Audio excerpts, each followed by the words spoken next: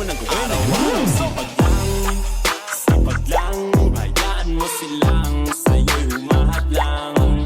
Huwag ihinto, tuloy-tuloy mo lang, diretso lang.